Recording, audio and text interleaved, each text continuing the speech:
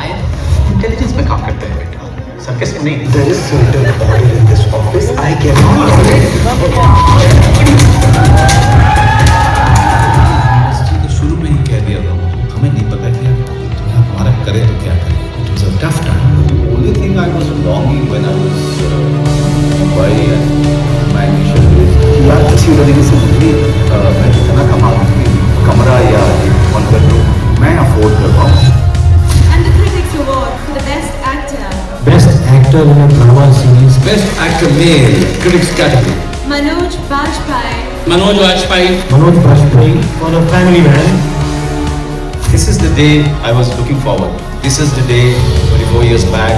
Only for this day we've been fighting. And I never thought that Filmfare will have so many people. It will fill up the entire hall with so many great talents that you don't mind losing this award to anyone. तुम एक बार से बोलो। क्या? अभी आ रहा हूँ। I haven't finished. अरे सब समझ गया। ड्रिंक कम करो, स्मोकिंग कम करो, खाना कम करो, स्ट्रेस कम करो, मतलब जीना ही कम करो। सुसाइड कर लेता हूँ। कभी-कभी जीतने के लिए हारना पड़ता है, हार के जीतने वाले को हारना पड़ता है। डर के आगे जीत है। जो जीता वही सिकंदर, इसके माथा पर। मारता है कसाई, मारा जाता है कलकत्ता।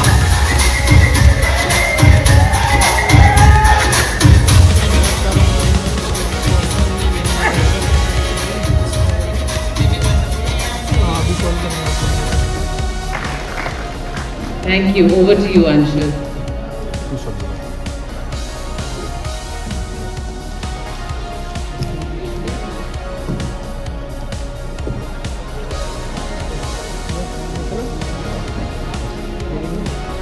अभी बात कर, अभी बेहतर है, आप बोलेंगे तो मजा आएगा। आपकी ही शब्द है, रपट सुनाएंगे ये वाला। ये आपने रोमन में लिखा हुआ है और मुझे हिंदी रोमन में पढ़ नहीं पाता हूँ। तो मैं पढ़ देता हूँ। हिंदी, हाँ हिंदी में पढ़ पाता अच्छा, हूँ। ठीक है, ठीक है। तो मनोज का वहाँ पर जो एक चर्चा हो रही थी कि सेलिब्रिटीज जब किड्स जब लॉन्च होते हैं तो मैं कहूँ कन्नू बहल एक हमारे हिंदुस्तान का बहुत ही पहुंचा हुआ फिल्म मेकर है, बहुत ही पहुंचा हुआ।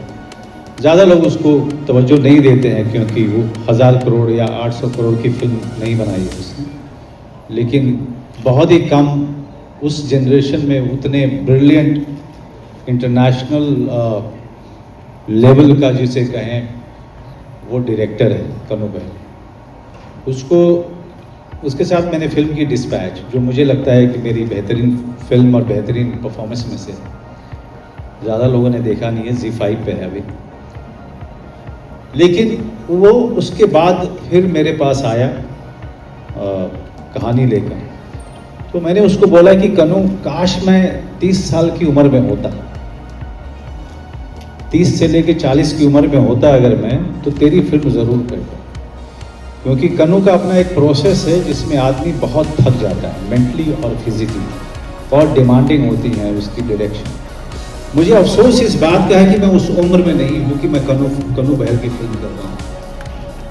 अब अभी के समय में बहुत सारी चीज़ें फिजिकली पॉसिबल नहीं है, या उतना मेंटली एग्जॉस्टिंग रोल्स मैं नहीं कर पाता हूँ कि इस डर से कि क्या मैं इसको सरवाइव कर पाऊँगा, क्या कोई घटना तो नहीं घट जाएगी। लेट इसलिए होगा, लेट हुआ है और बहुत लेट हुआ है। उसका कारण सबसे बड़ा ये रहा है कि मीडिया और दर्शक दोनों ही बिजी रहे स्टारों को सेलिब्रेट करने में। उनको फर्क नहीं पड़ता है कि एक बहुत ही टैलेंटेड नवाजुद्दीन सिद्दीकी लेट हो गया 15 साल अपने करियर में। किसी को भी फर्क नहीं पड़ता है कि एक पंकज त्रिपाठी लेट हो गया और बहुत बाद में जाकर के उसको वो मान्यता मिली या उसको पहचान मिली, तब तक वो बहुत सारे रोल्स नहीं कर सकता। लेकिन अच्छी बात यह है कि कम से कम आपने उनके टैलेंट को जब भी वो आए आपने पहचाना, लेकिन यकीन मानिए लेट हो गया। अगर वो 25 साल की उम्र में, 30 साल की उम्र में उनको पहचान या मान्यता मिली होती तो बहुत सारे रोल्स थे जो वो कर सकते थे। अब उस एज कैटेगरी में वो लोग रहे नहीं। लड़ाई इतनी लंबी होती है कि आपको बांटना पड़ता है कि अच्छा सुबह से लेकर 12 बजे तक मैं काम की लड़ाई लड़ूंगा, फिर एक लड़ाई होती है कि शाम को किसके साथ बैठ के दारू पिए। अब बात समझ रहे हैं? आपका पूरा दिन सिर्फ लड़ाई है, और वो लड़ाई आप लड़ते हुए लेट होते जाते हैं, क्योंकि हमारे हिंदुस्तान में टैलेंट को कभी सेलिब्रेट ही नहीं किया गया। आप किस चीज़ को सेलिब्रेट कर रहे हैं?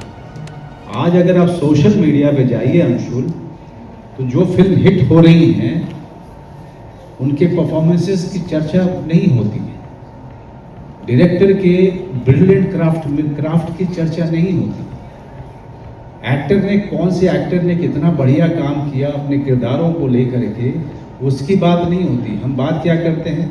आज 100 करोड़ पार कर गए, कल 150 हो जाएगा, कोई दूसरा कहता है कि नहीं 200 हो जाएगा। तो अब फिल्में नंबर्स के तौर पे सेलिब्रेट होती है, या फिर बात होती है कि उस एक्टर का हेयर स्टाइल कितना बढ़िया है, उसने जो है कौन सा डिजाइनर का ड्रेस पहना है। हम लोग फिल्मों के बारे में या किसी भी काम को लेकर के हम ना टैलेंट की बात करते हैं ना क्राफ्ट की बात करते हैं। हमने अपने आप को एक दर्शक के तौर पे, एक मीडिया के तौर पे, हमने अपने आप को उसी दायरे में रखा। अब अंशुल, मैं आपकी बात कहूं, जब हमारी बातचीत हुई थी, अगर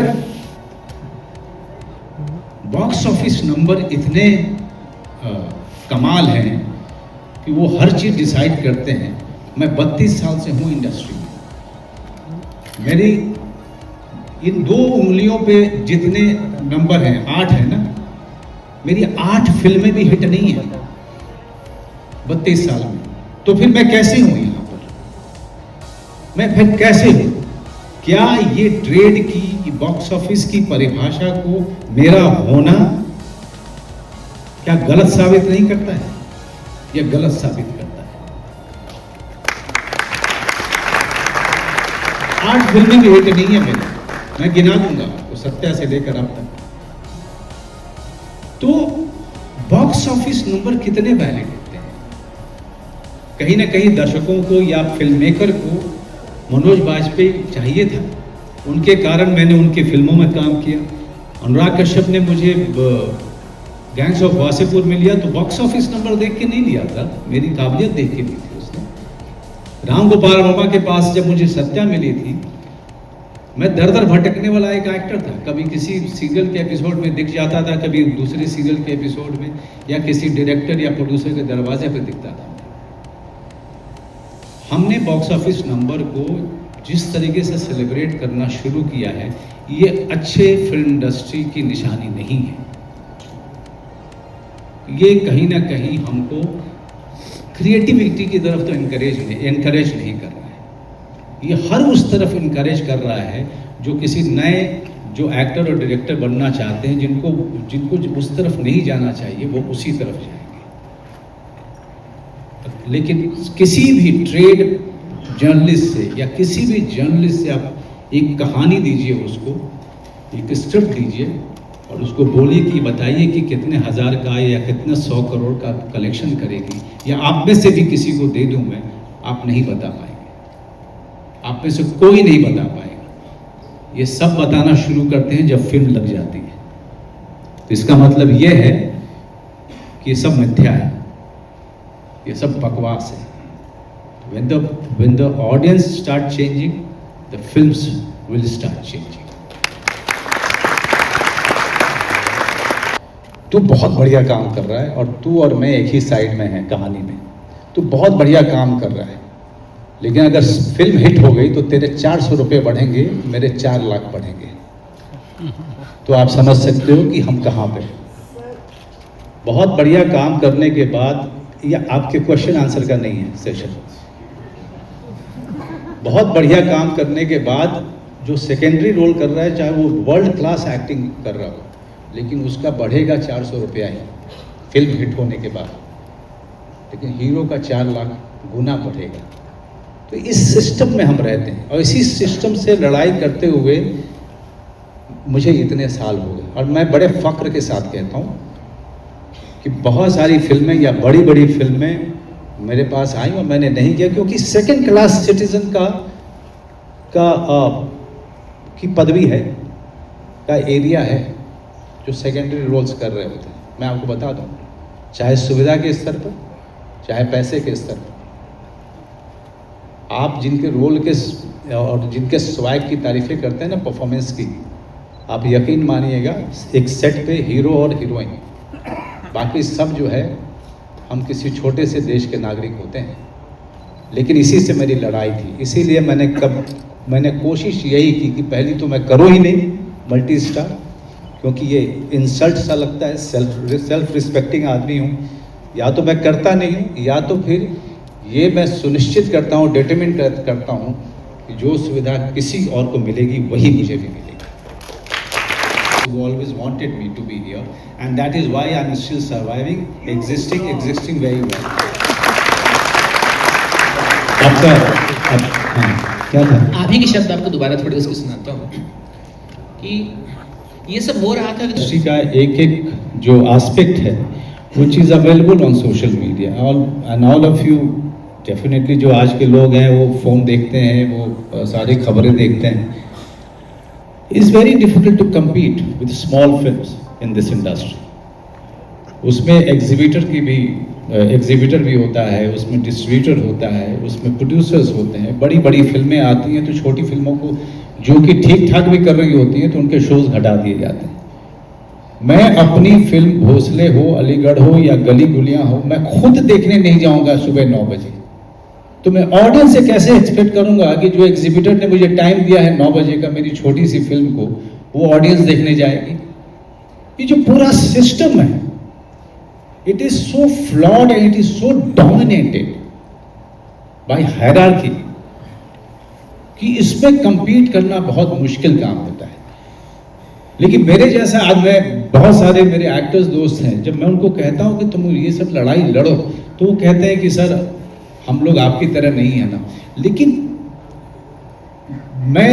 मैं इसलिए लड़ता हूं क्योंकि मैं गांव से आया हूं और मैं सारा सामान लेके आया था, तो अब वापस जा भी नहीं सकता हूं। समझ गया?